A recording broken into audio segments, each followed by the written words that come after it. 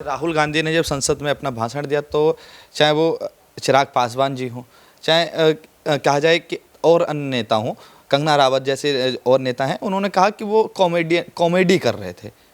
और फिर उसके बाद उनके पार्टी के नेताओं ने बयान दिया कि जो 10 मिनट तक एक ही स्क्रिप्ट को पढ़ती रहे, वो डायलॉग बोलें, ऐसे नेताओं को हम सीरियस नहीं लेते।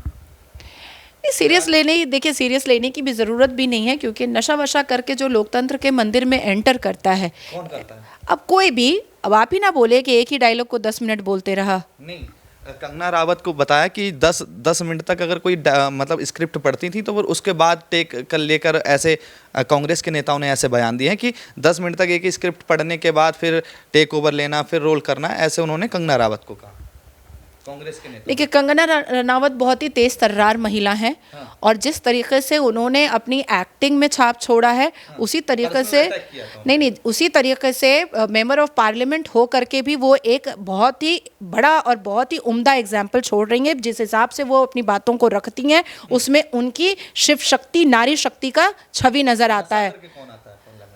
अब जो आया है वो दादी का पल्लू बता रहा था, जो आया है वो अनपार्लियामेंट्री वर्ड बोल रहा था। काले कुत्ते की बात कौन करता है पार्लियामेंट में? काले कुत्ते की बात पार्लियामेंट में कौन करता है? बागीचा की बात पार्लियामेंट में कौन करता है? कौन करता है? येलोइश साड़ी की बात पार्लियामेंट में कौन करता है? और आप सोचिए, देखिए राहुल गांधी को हमारे स्पीकर साहब ओम बिरला जी को बोलना पड़ा कि जो गली और कूचे में आप बात करते हैं वो आप लोकतंत्र के मंदिर में नहीं कर सकते हैं। अब आप सोचिए कि इतना उम्र दराज है राहुल गांधी, मेरे अब्बा से 2-4 साल का छोटा होगा, और उसको अभी समझाना पड़ रहा है कि पार्लियामेंट्री रूल क्या होता है और अनपार्लियामेंट्री वर्ड क्या होता है। युवा नेता है, 57 साल के तो अभी तक तो हम लोग तो इन्फेंट में ही हैं, इसका मतलब है। देखिए वुमेन रिजर्वेशन बिल के लिए मैंने सोचा था कि आज माँ दुर्गा की बात होगी विपक्ष की पार्टियों की तरफ से, आज माँ काली की बात होगी और ये लोग वुमेन रिजर्वेशन बिल का समर्थन करेंगे। मैंने यही सोचा था, क्योंकि हम नारी के खिलाफ नहीं हो सकते, नारी शक्ति के खिलाफ कभी भी विपक्ष की पार्टियों को नहीं होना चाहिए।